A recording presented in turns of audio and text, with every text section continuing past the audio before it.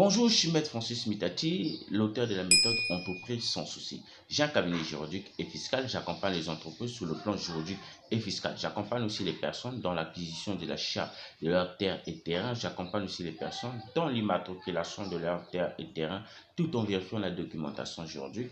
Alors, nous accompagnons aussi nos clients à distance, ceux qui veulent protéger leurs parcelles. Nous sommes là pour vous accompagner jusqu'à la délivrance du titre foncier.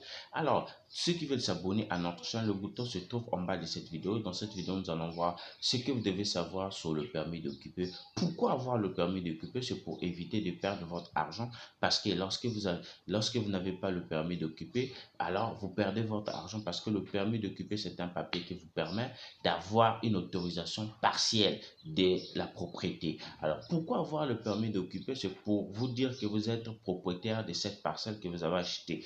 Dès lors que vous n'avez pas le permis d'occuper, sachez que votre propriété ou bien votre parcelle que vous avez achetée appartient à l'État. Pourquoi avoir le permis d'occuper? C'est pour éviter d'aller d'avoir des litiges aux juridictions, par exemple, avec les vendeurs. Parce que pourquoi avoir le permis d'occuper? C'est pour éviter la double vente. Vous savez qu'ici au Congo, il y a beaucoup plus de double vente parce que lorsqu'on vous vend, par exemple, votre parcelle et que vous n'avez pas des papiers, vous n'avez pas un permis d'occuper, parce que le permis d'occuper, c'est un document légal qui autorise l'occupation d'un bâtiment ou d'une parcelle, partie d'un bâtiment. Il est délivré par la commune, c'est-à-dire qu'il vous donne une autorisation partielle. Alors, c'est pour éviter les doubles ventes, par exemple. Alors, ce que nous allons voir sur le permis d'occuper. Alors, qu'est-ce qu'un permis d'occuper? Un permis d'occuper est un document légal qui autorise l'occupation d'un bâtiment ou d'une partie d'un bâtiment. Il est délivré par la commune ou la ville dans laquelle le bâtiment est situé. C'est-à-dire, ici au Congo, c'est la mairie qui délivre le permis d'occuper. Qui a besoin d'un permis d'occuper? Alors, toute personne souhaitant occuper un nouveau bâtiment ou un bâtiment existant qui a subi des modifications importantes doit demander un permis d'occuper. Les propriétaires des logements sociaux surtout doivent également obtenir un permis d'occuper.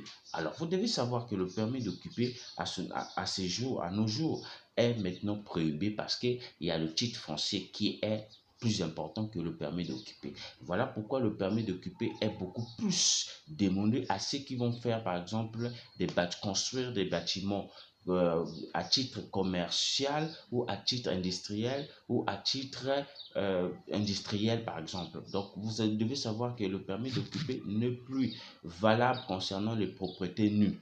Alors, c'est le titre foncier qui est plus important par rapport au permis d'occuper parce que le permis d'occuper n'est juste une autorisation partielle. Par contre, le titre foncier, c'est un document qui vous donne la pleine pouvoir ou bien le plein pouvoir d'avoir votre propriété. Alors, le titre foncier, vous savez avec moi, dans l'article 13 du Code des impôts généraux, dispose que le titre foncier est inattaquable. Ça veut dire que le titre foncier est inattaquable. On ne peut pas attaquer celui qui a le titre foncier. Voilà pourquoi le titre foncier est plus important par rapport au permis d'occuper. Même le permis d'occuper est obligatoire pour ceux qui vont par exemple construire à titre commercial et industriel des bâtiments. Alors, nous avons aussi comment obtenir un permis d'occuper. Vous devez savoir, le processus varie en fonction des lois et des réglementations locales. En général, vous devez remplir un formulaire de demande ou fournir des plans et des dessins du bâtiment.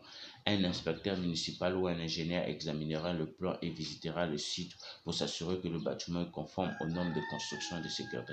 Alors, je peux vous faire cet accompagnement à un prix dérisoire, le temps que vous vous occupez à vos occupations. Moi, je travaille à votre place. Alors, vous savez avec moi quel est le coût d'un permis d'occuper. Le coût d'un permis d'occuper varie en fonction de la taille et de la complexité du bâtiment. Le coût peut varier en fonction des placements et des lois et des règlements locaux. Il est conseillé de contacter un juriste qui peut vous donner des conseils concernant pour avoir un permis d'occuper. Alors, je peux vous accompagner pour acquérir un permis d'occuper à un prix dérisoire. Alors, nous avons aussi, quand avez-vous besoin d'un permis d'occuper? Il faut le savoir. Alors, le permis d'occuper doit être obtenu avant que le bâtiment ne soit occupé. Si vous achetez un bâtiment existant, il peut avoir un permis d'occuper existant. Mais vous devez peut-être le renouveler si vous prévoyez de modifications importantes. C'est très important parce que vous achetez un terrain et le terrain porte le nom du vendeur qui vous achetez. Donc, vous devez faire la transcription, ce qu'on appelle en droit. Alors, qui va vous permettre de changer le permis là à votre nom. Alors, je peux vous accompagner à faire cette transcription. Récemment, là, j'ai reçu, par exemple, un client qui est venu me voir avec, il a acheté des terrains, 20 hectares. Alors, les 20 hectares portent le nom du vendeur. Qu'est-ce qu'on a fait? On a fait la transcription de ces documents-là. Alors, c'est là, il faut le savoir aussi. Que se passe-t-il si vous n'avez pas de permis d'occuper? Alors, si vous occupez un bâtiment sans permis d'occuper, vous risquez des amendes et des poursuites judiciaires.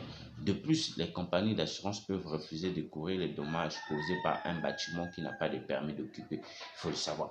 Alors, combien de temps est valable un permis d'occuper? Il faut toujours le savoir, hein. C'est très important. Un permis d'occuper est généralement valable pour une période déterminée, souvent entre 1 à 5 ans. Après cette période, il peut être renouvelé si nécessaire. C'est comme je vous ai dit, le permis d'occuper est un document qui vous donne juste la pleine propriété à titre partiel. C'est-à-dire qu'on ne vous donne pas toute la pleine propriété, mais on vous donne juste le plein, c'est-à-dire la propriété partielle, c'est-à-dire que vous pouvez utiliser et renouveler. Donc voilà un peu ce que je tenais à vous dire concernant le permis d'occuper. Mais si vous voulez ça, vous voulez en avoir, vous voulez avoir mon accompagnement à un prix dérisoire, je peux vous accompagner pour avoir un permis d'occuper. Vous savez avec moi que le permis d'occuper ici au Congo, ça coûte 100 000. Hein. Avec mon accompagnement, vous pouvez que bénéficier, vous pouvez que payer 70 000. Vous savez aussi avec moi que pour avoir le permis d'occuper au Congo ici, il faut passer beaucoup d'années. Mais avec moi, vous pouvez en avoir au délai de 3 mois. Alors, je vous invite aussi à cliquer dans la description de cette vidéo. Là, vous allez retrouver nos formations sur comment licencier un salarié, sur un CDI et comment compter récupérer les indemnités en cas de licenciement abusif. Alors, je vous dis merci. À la prochaine.